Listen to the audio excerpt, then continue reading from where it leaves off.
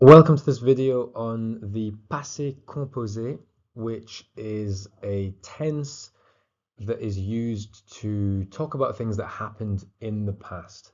So for the IGCSE exam, I recommend learning two tenses that will help you express ideas in the past. One of them is the passé composé, and the other one is the imperfect. Okay, so if you haven't checked out the imperfect videos, have a look at them as well. Um, so for this video, again, if you don't understand something, just pause the video, rewind, watch it over and over. Use the timestamps as well to help you jump around the video. But this is just one video on the passé composé, so everything is in the same place. So we're going to start just with a quick definition of what is the passé composé. Well, again, the passé composé is a tense that allows you to write about things, talk about things that have happened in the past. Okay, things that started and stopped in the past. Okay, some examples of this. For example, in English, you would say, I ate, I went, I danced. Okay, all of these are examples of things that happened in the past. And if you wanted to express these ideas in French, well, the tense that you would use is this. Okay, so it's a very, very important tense. Um, so that is the passé composé in a nutshell. We're going to look at some examples of what that looks like in French and then in English, compare them, and then we'll go through the structure of how to actually build this in French. So I gave a few examples, such as I ate. In French, I ate would be j'ai mangé. I went, for example, would be je suis allé. Please don't mind this line here. I don't know how that appeared. Can I erase that? No, just, there's no line. I went would be je suis allé. I ate, j'ai mangé. These two examples here, they are examples of what the passé composé looks like in French. So now we're going to go into the structure and we're going to talk about, well, what this first part is, what this second part is, and what this third part is so that you can build verbs and you can use the passé composé in French. So in terms of the structure, some people say that there are two parts to the passé composé. Some people say there are three parts. It doesn't really matter what you think, as long as you don't forget one of them. I like to say that there are three parts, just so that you don't forget any of them, okay? Because quite often that the second part is forgotten. Okay, so I like to say that there are three parts. So those three parts are the subject, the auxiliary, and the past participle. Okay, so those are just three fancy names for these different parts, but what do they mean? Well, the subject is just the person who is doing the action. Okay, so who ate the apple, who went to Spain, and examples of subjects where you can have simple pronouns such as I and you and he and they. You can also have the names of people. So you could have Adam, right? Adam is an example of a subject. You can have groups of people. You can have Batman and Robin, okay? And that is an example of a subject. These are all examples of subjects, okay? So the people or the group of people that are doing the thing or did the thing in the past. The auxiliary, now the auxiliary, we're going to focus on that in a second, but what you have to know is that there are two options here for the auxiliary.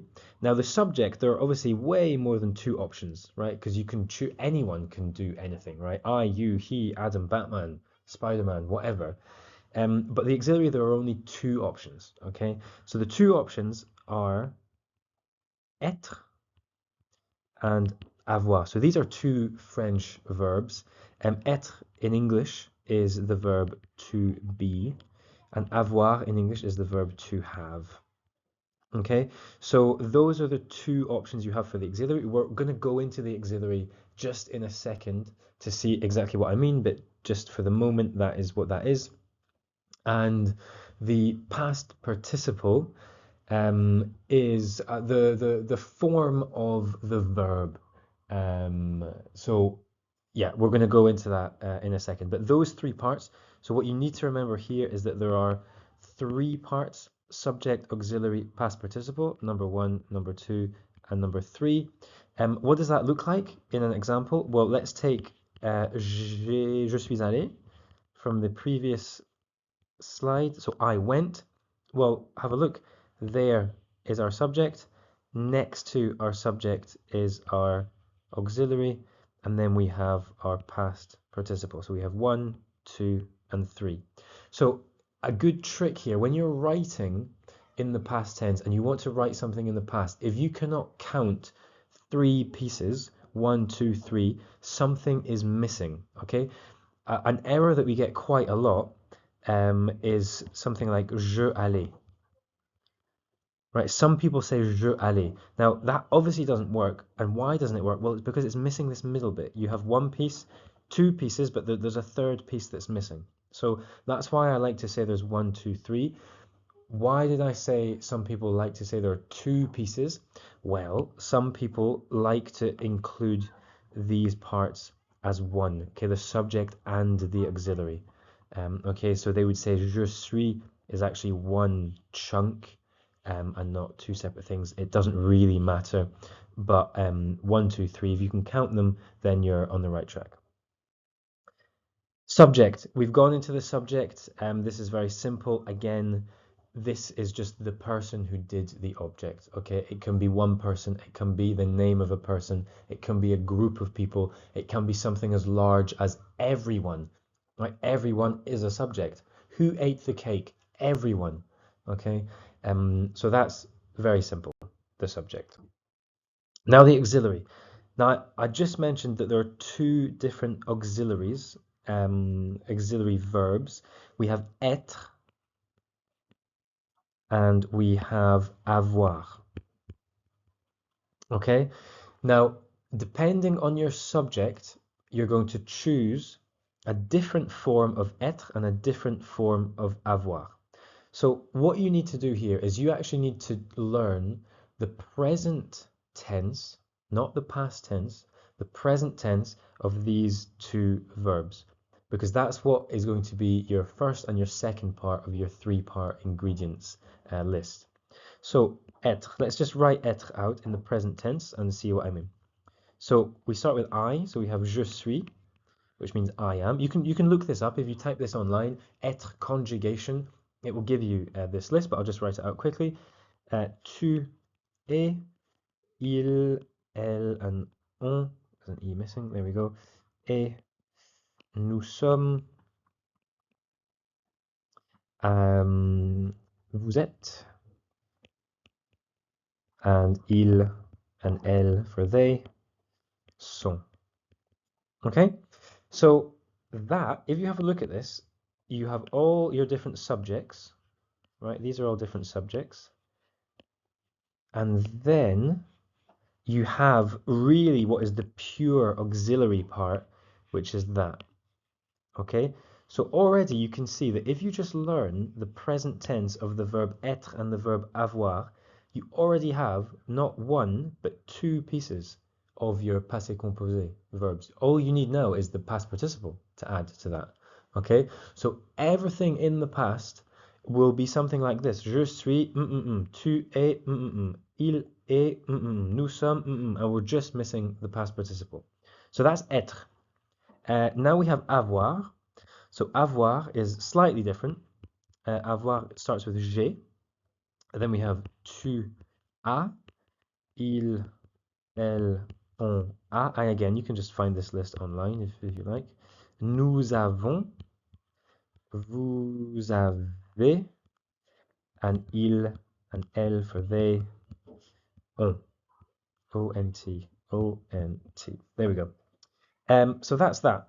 Okay, so you have these two options. So basically, whatever you want to say, the first two parts will always, always, always be one of these on the être side and one of these on the avoir side. Okay, you'll never see any other verb with anything different as the first two parts than these. Okay, now obviously, what if your subject, obviously we haven't got all the subjects here, right? Where's the subject Batman and Robin? Like, where is that? Well, you just have to think here. Batman and Robin is multiple people, right? And we are not included within that group. So we could actually replace it with this, il and elle, right? They. Batman and Robin can be replaced by they. So depending on the subject, you're just going to choose a different form here. And again, the same thing. Here is your subject part. The E from the je is actually just hiding, right, in that apostrophe. It is there. We just can't see it. So these are all the subjects. And then the auxiliaries, the pure auxiliary part there. So now you can see why some people say there are three parts, some people say there are two parts, just because some people think, okay, this whole thing is one chunk. I like to count them, but you know, it's up to you. So that's your auxiliaries. You need to learn these. You need to know these off by heart. If I were to recommend which ones to learn as a priority, I would definitely learn the je form of both. I would definitely learn the il, elle, on form of both. The reason for that is because on is another way of saying we. So that means that if you learn this form, you don't need to learn this form. Okay? Because it kind of means the same thing. Those two as an absolute priority. Obviously, I'd recommend learning all of them because it's not that much information to retain, but at least these two. Now we're going to have a look at, okay, when do you use être and when do you use avoir? Okay, because some verbs, when you want to put them in the past tense, will use être and some will use avoir. So some, and we had our examples at the start. We had j'ai mangé, which uses obviously avoir, and then we had je suis allé. Okay, so you see all we've done there is we've chosen our être auxiliary for this aller verb, and we've chosen j'ai for this manger verb. But why do we do that? Okay, so let's have a look at that now. Just before we have a look at the past participle, the auxiliary, okay, is important. We will come back to just in a second when to use which one, but the past participle, let's just finish the structure. The past participle is that third part. And there's a very simple way of actually making past participles. You start off with an infinitive. An infinitive. Now, an infinitive is like the base form, the root form of a verb. So it's the form you'll find in the dictionary, okay? Because you only find that root form in the dictionary because it's impossible to include every form of a verb in the dictionary. Otherwise, dictionaries would be absolutely huge. So you have the root form, that's called an infinitive. In French, all infinitives end with either er, like the last two letters, ir, or re. Every single verb, every infinitive ends with a combination of these. So for example, we have the verb aller, right? That's the infinitive of the verb. So that's to go. Okay, infinitives start with to in English. Ir, so for example, finir, to finish, right? To finish. And then re, for example, rendre, which is to return or to give back something.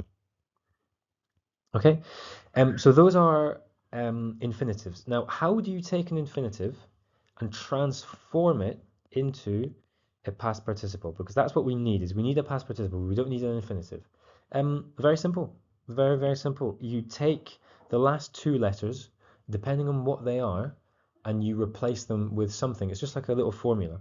So if the last two letters of your infinitive are er, you just remove the er, and you replace the er with e with an accent that goes that way. It has to start at the bottom left and go up towards the right, okay? That is correct. It's not like this, Okay, it's not like this. It starts here and it goes up like that. That's the first one. IR. Well, same thing. You remove the IR, and you replace that with an I. Just an I, letter I. And then RE. Well, you remove the RE from the infinitive, and then you replace that with a U. Okay, so let's just practice here with these three infinitives. You have aller, finir, rendre. So my question to you is, what is the past participle of the verb aller? What is the past participle of finir? And what is the past participle of rendre? So just pause the video, have a think, write them down. And now here are the answers. So the past participle of aller, right? We have aller as our infinitive. We apply the formula, we remove the last two letters, and we replace the last two letters with E with the accent. So our past participle becomes aller. Easy peasy. Finir, same thing. We remove the last two letters, so we end up with this. We just add an I. That's the past participle of finir. Rendre, we remove the last two letters, RE, we replace them with a U. That's a past participle, that's a past participle, and that is also a past participle. So now, auxiliaries, être or avoir. Now, some verbs use être, some verbs use avoir. So we saw this example of je suis allé and j'ai mangé. Okay, so the verb manger just so happens to use avoir as its auxiliary, and the verb aller just so happens to use être as its auxiliary. Why? Well, there are some methods that kind of try to explain this. I don't think any of them are very effective. I just think it's easier to learn the past tense as like a block and not to think, oh, does this one use être or does this one use avoir? If you want to kind of an idea, there are only a handful of verbs in French that use être.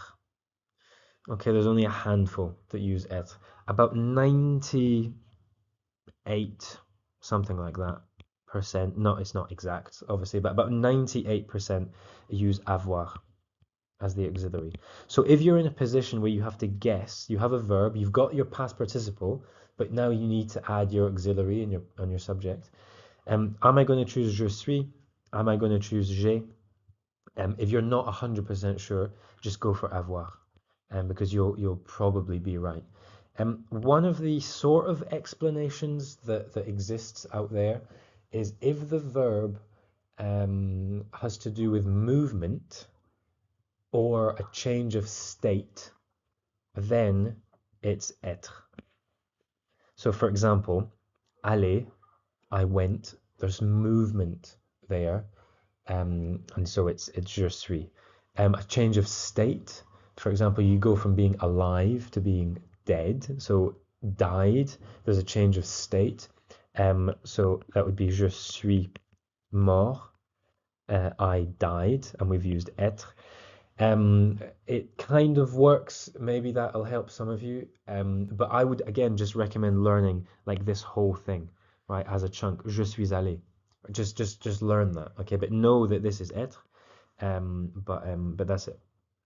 One thing that you need to know, we're going to focus here on être, okay, so let's forget all this avoir stuff. On être, now you need to know this. If your middle part here, so your auxiliary is être, okay, if it's être, then your past participle, that third part, changes, okay?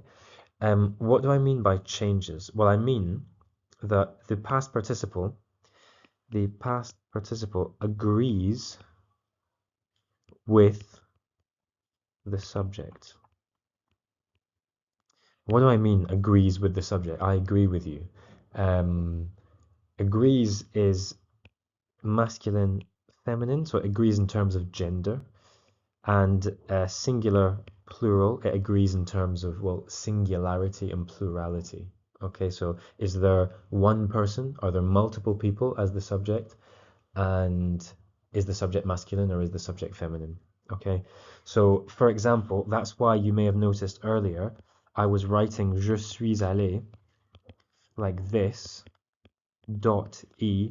That's because some people will just write je suis allé without this extra e here, and some people, feminine, right, female, you will add this extra e. Okay, so if you're a girl, you will say je suis allé, pronounced exactly the same, but you've actually added this extra e. So you would write je suis allé like that. Okay, it's the same thing for plural. Okay, so if you have nous, so we, so now there's a group of people. Nous sommes is the form of être. Nous sommes allés, so we start with that base past participle. If it's feminine, right, nous is a group of girls, essentially, then we add an extra E. And because it's a group of people, there's multiple people, so it's plural, so we add an extra S on top of that. So that is actually our new past participle. Now, this only happens when your auxiliary is être.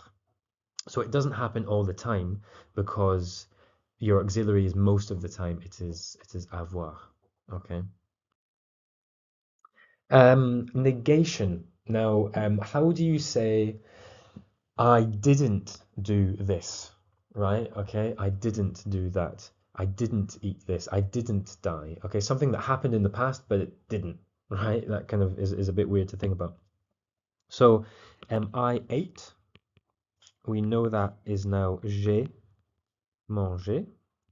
Right? Again, we have our three parts. One, two, three. Um, How do we take this and how do we transform this into I did not eat? Let's use this example. Il a mangé. Like this. What we do is we take these two words, ne and pas, and we're going to surround our auxiliary, okay, our middle piece with these two. So let's have a look at this. That the ne and the pas go in. Now, in some cases, when you have two vowels touching, like here you have the E touching the A, you just take the E and you transform it into an apostrophe. Okay, so we don't have this two vowel thing. So that becomes il n'a pas mangé. He did not eat. Let's try another one with je suis allé. So je suis allé. How would you say I did not go there? Again, pause the video, have a think. Yeah, the ne, the pas, you surround the auxiliary. Je ne suis pas allé. Okay, here we do not have two vowels touching each other, so we just leave the E as it is. Let's just do one more. Nous sommes, nous sommes allés. Okay, with an extra S because we have être as our auxiliary, so the past participle must agree with our subject. Same thing, the ne and the pas surround the auxiliary. Nous ne sommes pas allés, blah, blah, blah. Okay, so that's the negation. Questions. How do you form a question in the past tense? Well, there's three ways to form questions. One way is actually just by adding a question mark and not changing the word order at all. So for example, taking something like j'ai mangé, or let's do tu. Tu as mangé. Tu as mangé, so you ate. If we just add a question mark to that and we change the intonation, so instead of saying tu as mangé, we make it sound like a question, tu as mangé. That is one way of using a question, is just literally putting a question mark at the end. So if you want to include this in a writing or something. There's another way, which is inversion. So we actually take the subject and the auxiliary and we just swap them around. So that becomes a, tu, we sort of joint them here. As-tu mangé? That's the second way of making questions. And a third way is adding this est-ce que, which is kind of like did in English. Not really, but it's kind of est-ce que, and then just adding the sentence without changing anything. Tu as mangé, right? Did you eat? Have you eaten? Right? So there's three ways there. We have the est-ce que method. Est-ce que. We have the just literally the question mark, but you need to make sure that the intonation is going up. It sounds like a question. And then the inversion, where we take the subject and the auxiliary and we swap them round, and we get a question. So let's try that with je suis allé. Je suis allé. Did I go? Using the inversion method, we swap them. That becomes suis-je. We sort of joint them again. Suis-je allé? Okay, and that's it. One last thing, common mistakes and some tips for the passé composé. Common mistakes, people forget the auxiliary verb, which is why I like saying that there are three parts in the passé composé. That's why it's called the passé composé, because it's composed of three parts. Composé has three syllables. If that helps you remember, it's made up of three parts, then use that. Three parts, because we often see things like this. Je mangeais. Well, that doesn't make any sense because there's no auxiliary in the middle. Okay, we're missing that second part. We have our subject, we have our past participle, but where's part number two? So you need to make sure that it has three parts all the time. Another mistake is using the wrong auxiliary for the wrong verb. So for example, we know that je suis allé is correct. So the verb aller, you just so happens to use être as the auxiliary. So a common mistake people make is they'll say things like, well, j'ai allé. And they think, well, why is that wrong? I have my subject, I have my auxiliary, my second part, and I have my past participle. Fine, yeah, you have your three parts, it's composed, but you've chosen the wrong auxiliary, because remember, we've got two choices to make. We either choose avoir, or we choose être, and you've chosen the wrong one there, okay? Another common mistake is forgetting this accent on the E. So again, go back at the past participle video, have a look. ER equals this. Take an infinitive and just change this. IR becomes I, RE becomes you. Okay? This doesn't work all the time, of course, because there are exceptions. You need to go away and look up the exceptions, but there are some common ones like j'ai bu, I drunk. That is an exception, okay, to this. I saw, j'ai vu. Again, this is an exception, okay, because our infinitive is voir. If we apply these rules, we remove the IR, and instead we add an I, we end up with VOI, voi, which is not the same as vu. Okay, so you need to look up the exceptions for that. And just some tips, some advice for the passé composé. Again, the biggest piece of advice I can give is just to double check you're counting 1, 2, 3 pieces. Again, you're either going to have some form of être as the first two or some form of avoir for the first two. So it's either être or it's either avoir. So just remember that and then add the past participle. Again, I know this is a lot of rules, but that's how it works. If you do not want to memorize all of these different rules, I recommend just memorizing this as a chunk, right? You don't need to know that you've chosen être, how you've made the past participle. You don't need to know all these things. So if you don't want to memorize any of the rules, go and watch the shortcut series, the 10 shortcut series, where I give you 10 verbs in 5 different tenses, 2 in the past, 1 in the present, 2 in the future. And if you just go away, memorize them using flashcards or any method just to memorize them, you can express lots of ideas. You can't express everything because I've only chosen 10 verbs, but I've chosen 10 common verbs that I think you'll find useful. So that is the passé composé in a nutshell. Go back, watch the video, pause it, ask me any questions if you have any, and that's it. I hope you understood the passé composé in 30 minutes.